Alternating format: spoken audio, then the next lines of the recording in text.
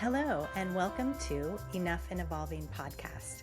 I'm your host, Tyona Vallejo, Master Certified Life Coach and Mindfulness Expert, helping you reclaim confidence, break through unhelpful patterns, and manifest the relationships and life you desire. Now let's get started. Hey friends, welcome back to the podcast. This is Enough and Evolving, and we are on episode 3. Wow, look at us go. This episode is all about self-acceptance. It is my hope that after listening to this episode, you will have a better understanding of what self-acceptance is, how it can really help you cultivate more connection in your relationships, and how you can feel more peace and have a lot more fun. And we will definitely talk about how self-acceptance is a practice. It's not something that we're born with. It is a skill like everything else. It's something that we put time into cultivating. And I'll share my story on how I've really started my journey in self-acceptance and how it's helped me quite a bit.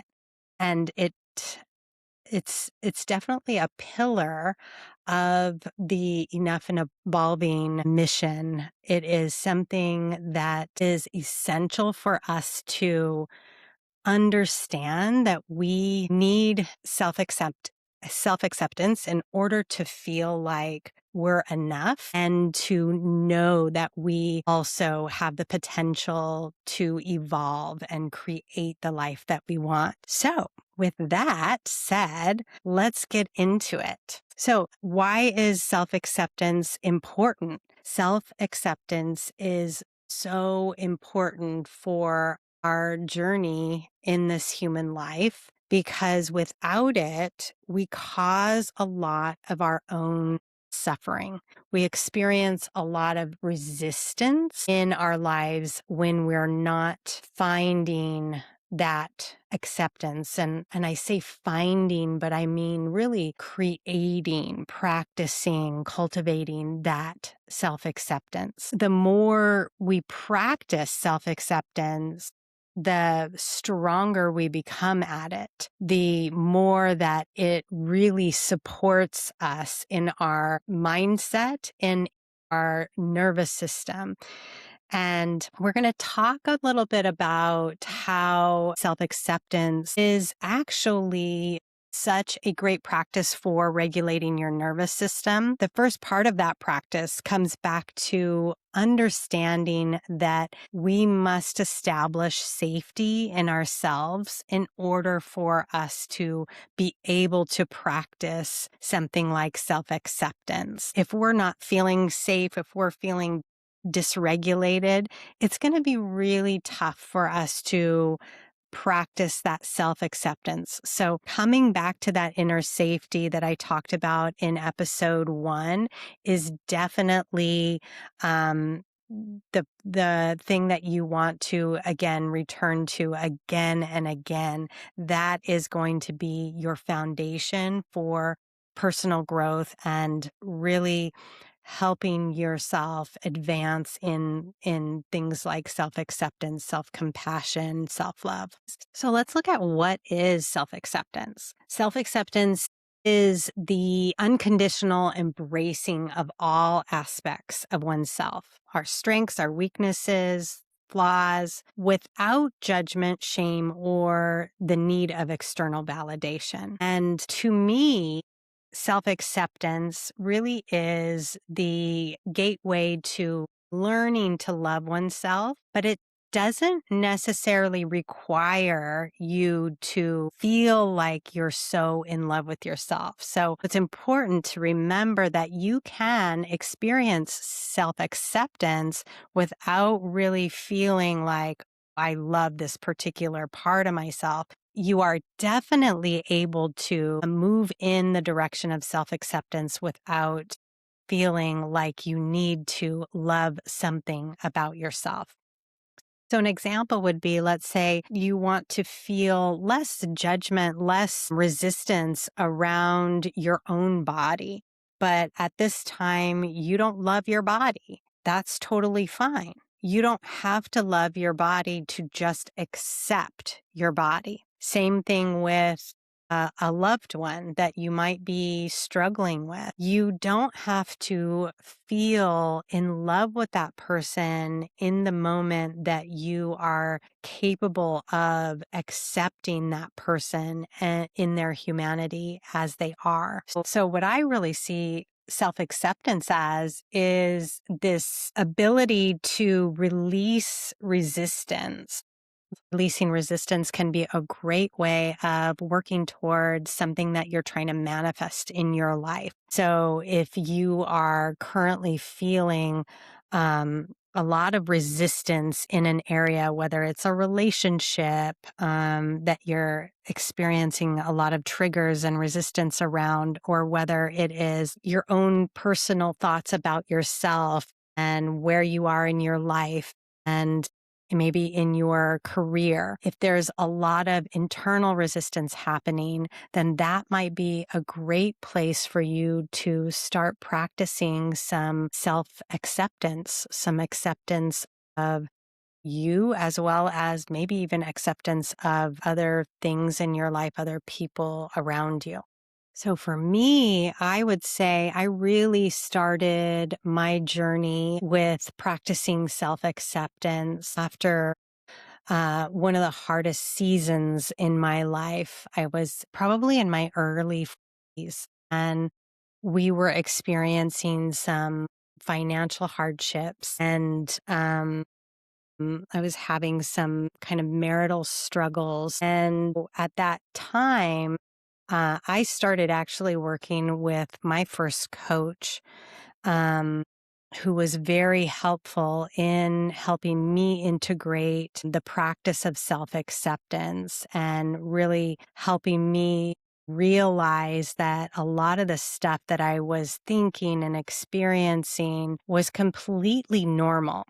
And that's what a lot of the struggle that we all experience around not being able to accept ourselves is that we have somehow painted this picture that we are somehow different than everybody else. We're somehow lacking or insufficient and different than everyone else, and that there's something wrong with us intrinsically. So about the same time, I have had been reading a lot of Wayne Dyer, Byron Katie, and Brené Brown. I love one of Brené Brown's first books that I fell in love with was The Gift of Imperfection. And all of those authors were really helping me learn how to get into more self acceptance. And something else that was really helpful at that time was starting to dive deep into yoga. And I had been introduced to yoga, years ago when I was younger. My mom was into yoga, but I was, at the time I wasn't able to really grasp it or sit for very long to really get into it. But as at this time in my life that I was really kind of feeling lost, I started to attend regular yoga classes. And what I recognized at that time was that every time I came to my mat, there was this feeling of complete acceptance. Like no matter what I had been experiencing that day, no matter how low or how high or how wrong I was feeling, the moment that I stepped onto the mat, it was like I felt completely accepted as I was. And so this also became a wonderful practice for me to cultivate this muscle of self-acceptance, just being with my own mind and body and just allowing myself to experience whatever was coming up.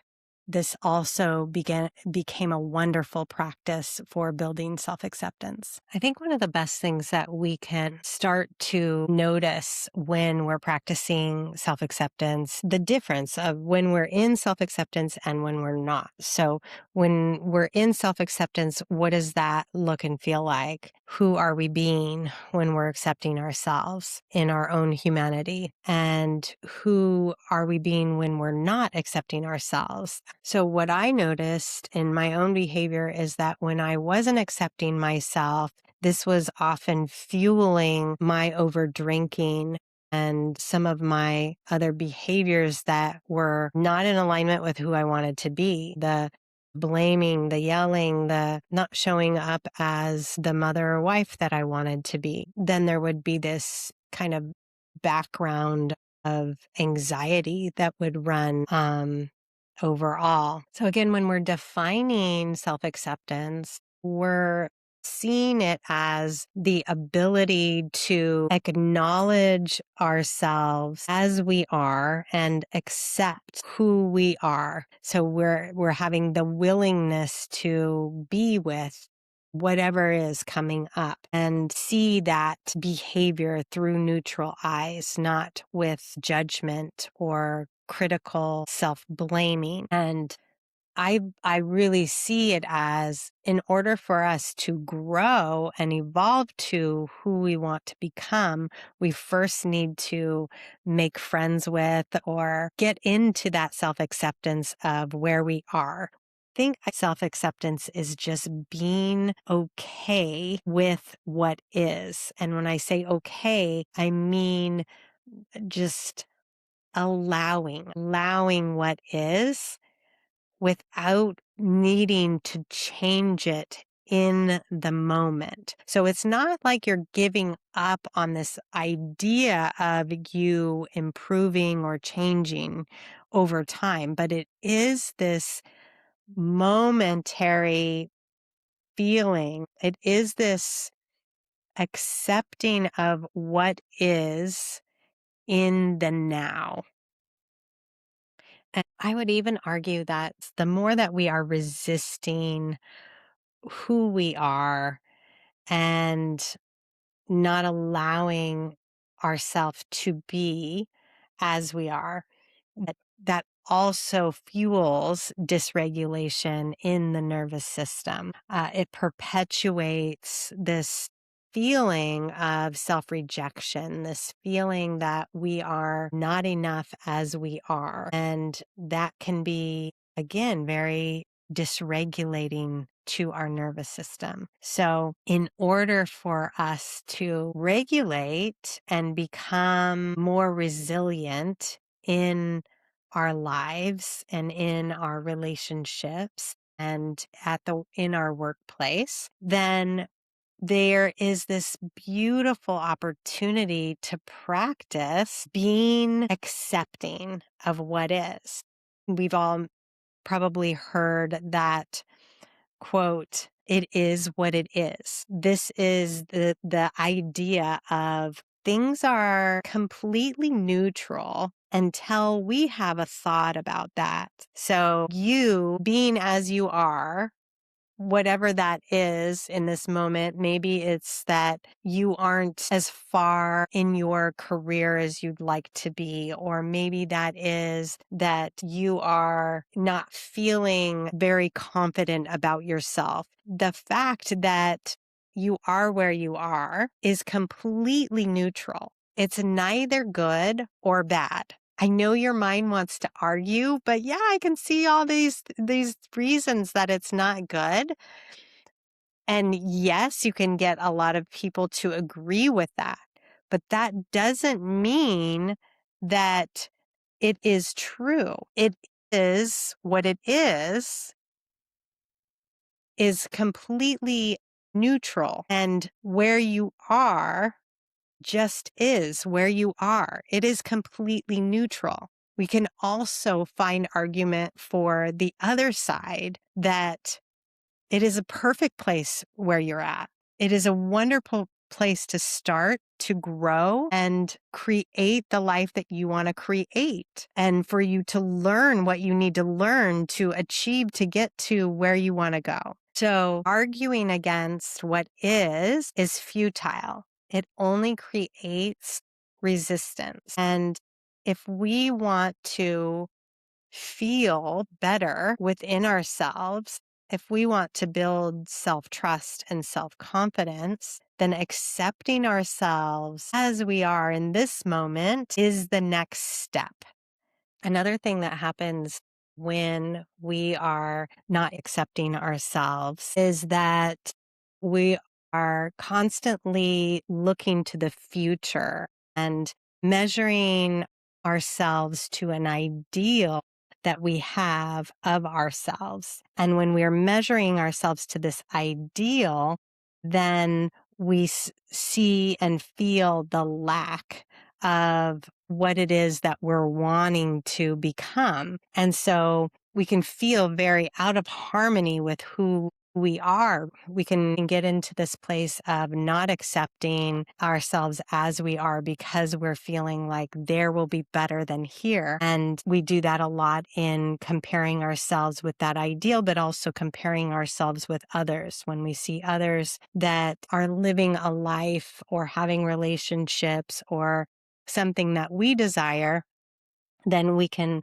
turn it around on ourselves and create this resistance to who we are. And it can really start to diminish that sense of self-acceptance and start to diminish even our own self-esteem. I love that quote by Carl Jung that says, the privilege of a lifetime is to become who you truly are. I really just feel like that speaks so eloquently to self-acceptance. And this gift of accepting who we are is the path of really allowing ourselves to truly become who we are at our core. Because anytime that we're pushing against who we are, we're taking away from ourselves in the moment. So when we're constantly judging ourselves, we're in this hyperactive state. We talked about being dysregulated in the nervous system. When we're constantly judging ourselves, we are in that dysregulation. We're overthinking, we're overstimulated. We become anxious and we're constantly worrying about things. And that leads to us feeling burnt out. It leads to the habit of beating ourselves up and not allowing ourselves to make mistakes. And so if we're really wanting to step into that next version of ourselves, then what we want to practice is self-acceptance. And what I've recognized in myself is the more that I practice self-acceptance, the better my nervous system responds. The less I overthink, the more I feel more at ease with myself and in my own body, the more capacity I have to do the things that feel scary to me, because I know that I'm going to have my own back. I'm going to accept whatever is in front of me. And so you start to become more resilient when you are practicing this self acceptance. So remember that in order to practice self acceptance, I really believe that it has to start with regulating your nervous system, creating safety within to accept what is. And the second part of it would be for you to accept something that feels kind of hard to swallow, or something that you don't feel like you really love, let's say. I would offer that you find neutrality there. In other words, what would it look like to see your own humanity there? What would it look like to really allow yourself to be human in this moment? And how can you accept yourself as you are? What would neutrality be like here? Some of Are some of the questions that I would suggest you start asking yourself, and this will definitely start to inspire more self acceptance within. So, to wrap this up, I hope that this has inspired you to really practice some self acceptance this week, to notice when you are out of self acceptance, when you're in self rejection, when you're in self judgment, and just to start to let that be enough right there, to start to recognize that, wow, okay, this without further judgments on yourself for noticing your own judgment, just to recognize it and feel a sense of awareness and to celebrate this as a moment of awakening that you can actually approach your experience much differently. You can start to build more of this self acceptance and move in the direction of greater self trust, self confidence, and self love by simply asking yourself those questions and finding neutrality.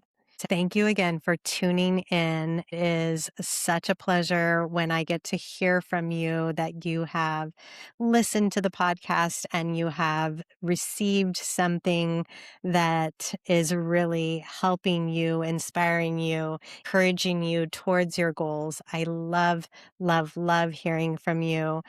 If you haven't hit subscribe. And if you haven't left a review, please do so. Really, really appreciate it. It does help grow the podcast, helps more people receive this message.